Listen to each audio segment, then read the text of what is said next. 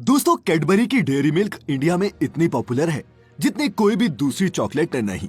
किसी को प्रपोज करना हो या फिर रूठी गर्लफ्रेंड को मनाना हो, बस एक डेयरी मिल्क ही काफी है।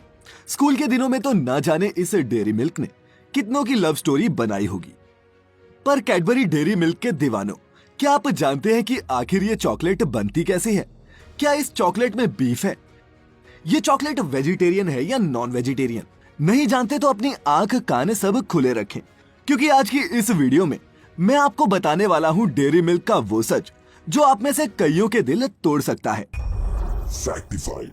Facts on your face. दोस्तों, कैडबरी डेयरी मिल्क जो इंडिया में बिकने वाली सबसे पुरानी चॉकलेट्स में से एक है, एक ब्रिटिश कंपनी द्वारा बनाई जाती है, जिसे 1824 में यूनाइटेड किंगडम में शुरू किया गया था। हर कंट्री में बनने वाली कैडबरी डेयरी मिल्क का टेस्ट एक दूसरे से बिल्कुल अलग होता है। माने कि जैसी डेयरी मिल्क चॉकलेट आपको इंडिया में मिलती है, अमेरिका में वैसी नहीं बिकती। भारत में बनने वाली डेयरी मिल्क में सिर्फ वेज प्रोडक्ट्स का ही इस्तेमाल करना अलाउड है, जबकि अमेरिका, ऑस्ट्रेलिया जैसे देशों में बनने वाली इसी चॉकलेट में मीट इंग्रेडिएंट्स भी होते हैं। हाल ही में सोशल मीडिया पर वायरल हुआ स्क्रीनशॉट जिसमें डेयरी मिल्क में बीफ के इस्तेमाल की बात कही गई थी, ऐसे ही किसी दूसरे देश में मैन्युफैक्चर्ड चॉकलेट का था। खैर, डेयरी मिल्क चॉकलेट के बेसिक इंग्रेडिएंट्स की बात करें तो वो होते हैं कोको बीन्स, मिल्क, बटर और शुगर। दोस्तों, किसी भी तरह का चॉकलेट हो, ये तैयार कोको बीन से ही होता है और इन्हीं को प्रोसेस करके चॉकलेट पाउडर बनाया जाता है। डेयरी मिल्क बनाने में जो कोको बीन्स इस्तेमाल होती हैं, वो आयरलैंड से मंगवाई जाती हैं। बगानों से कोको बीन्स को लाने के बाद पहले वर्कर्स इनकी सफाई करते हैं और इन्हें धूप में अच्छे से सुखाते हैं। फिर इन कोको बीन्स को फैक्ट्री में लाया जाता है, जहां इनकी 2 से 3 बार अलग अलग मशीन में अच्छे से सफाई होती है। लेकिन इतनी सफाई के बावजूद भी मशीन में कोको बीन्स के साथ बहुत सारे इंसेक्ट्स मैश हो जाते हैं, जिसमें बगानों में पाए जाने वाले कीड़े मकोड़ों से लेकर कॉकरोचेस तक शामिल होते हैं। एफडीए के मुताबिक 125 ग्राम की एक चॉकलेट में कम से कम 60 अलग अलग बग्स के फ्रेगमेंट्स और बॉडी पार्ट्स मिक्स हो सकते हैं।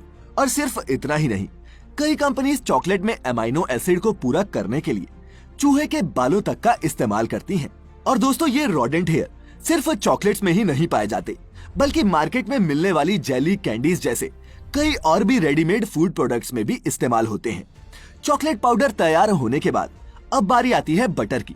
डेयरी फार्म से लाया गया बटर मशीन में चॉकलेट पाउडर के साथ मिलाया जाता है और फिर काफी देर तक इसे मशीन में अच्छे से मिक्स किया जाता है।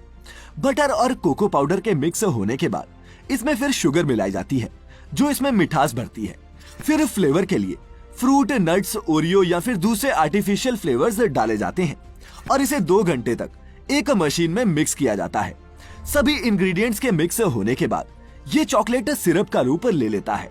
फिर इस चॉकलेट सिरप को रोलिंग मशीन पर 1 से 2 घंटे तक घुमाया जाता है, ताकि चॉकलेट सिरप और गाढ़ा हो सके। चॉकलेट बनाने वाली कंपनीज चॉकलेट को थिक और जेली बनाने के लिए जेलेटिन का इस्तेमाल करती हैं, जिसकी अपनी ही एक कहानी है। अगर आप नहीं जानते तो बता दूं कि जेलेटिन एक तरह का प्रोटीन ही होता है, जो जानवरों की स्किन और बोन से बनाया जाता है। ऑस्ट्रेलिया समेत कई दूसरे देशों में बनने वाली डेयरी मिल्क में काऊ जेलेटिन का इस्तेमाल होता है, जबकि कई देशों में ये कंपनी काऊ की जगह पिग जेलेटिन का इस्तेमाल भी करती है। सोशल मीडिया पर ऑस्ट्रेलियन कैडबरी का ही एक ऐसा पोस्ट वायरल हुआ था, जिसमें उन्होंने खुद बताया है कि वो चॉकलेट में काऊ जेलेटिन का इस्तेमाल करती हैं, जिसके बाद अपने देश में इस चॉकलेट को बॉयकॉट करने की मानो एक मुहिम सी चल पड़ी।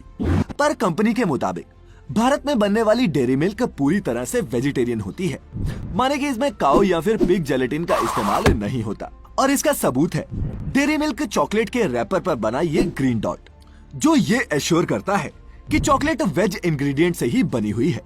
इंडिया में बनने वाली डेयरी मिल्क में काऊ या फिर पिग जेलेटिन की जगह वेज जेलेटिन का इस्तेमाल होता है, जिसे अगार अगार पाउडर भी कहते हैं। इस जेलेटिन को मिलाने के बाद चॉकलेट सिरप को कंटेनर्स में भरा जाता है, जहां इन्हें और रिफाइन किया जाता है और फिर रिफाइनरी मशीन से होते हुए इस लिक्विड चॉकलेट को सांचों में ढाला जाता है, जो इन्हें अपनी जानी पहचानी बार शेप देते हैं। इन बार्स को फिर फ्रीजर्स में माइनस टेम्परेचर में 1 दिन तक रखा जाता है, जहां ये लिक्विड से सॉलिड फॉर्म में कन्वर्ट हो जाती हैं। इसके बाद चॉकलेट्स को मशीनों के जरिए पहले सिल्वर या फिर गोल्ड कवर से रैप किया जाता है और फिर कंपनी अपने रैपर से इन्हें पैक करके देश के अलग अलग इलाकों में डिस्ट्रीब्यूशन के लिए भेज देती है और इस तरह फैक्ट्री से तैयार होकर ये डेयरी मिल्क आपके आसपास की दुकानों तक पहुंचती है, जहां से आप इन्हें खरीदते हैं। दोस्तों, मैं जानता हूं कि आप कॉकरोचेस और इंसेक्ट्स के डेयरी मिल्क में मिले होने की बात जानकर थोड़े परेशान हुए होंगे, लेकिन प्रोसेस होने के बाद खासतौर पर इंडिया में इन चॉकलेट्स में ऐसा कोई भी और इंग्रेडिएंट नहीं मिलाया जाता। लेकिन इस प्रोसेस के बिना किसी भी तरह की चॉकलेट तैयार नहीं होती। खासतौर पर इंडिया में इन चॉकलेट्स में ऐसा कोई भी इंग्रेडिएंट नहीं मिलाया जाता जो नॉन वेजिटेरियन हो। लेकिन कोई भी चीज वेजिटेरियन हो इसीलिए हम उसे खाने लग जाएं, ये भी तो जरूरी नहीं। इन चॉकलेट्स और मार्केट में बिकने वाली ज्यादातर कैंडीज में किसी न किसी हार्मफुल इंग्रेडिएंट का इस्तेमाल होता ही है। इसीलिए मेरी माने तो बच्चों को ये जहर देने से अच्छा है कि उन्हें गुड़ की चिक्की और बेसन के लड्डुओं की आदत डलवाएं। खैर, आज का ये सफर यही खत्म होता है। वीडियो काम की लगी हो तो इसे दोस्तों रिश्तेदारों के साथ शेयर जरूर करें। अपना ख्याल रखें, खुश रहें और वीडियो अंत तक देखने के लिए आपका बहुत बहुत शुक्रिया।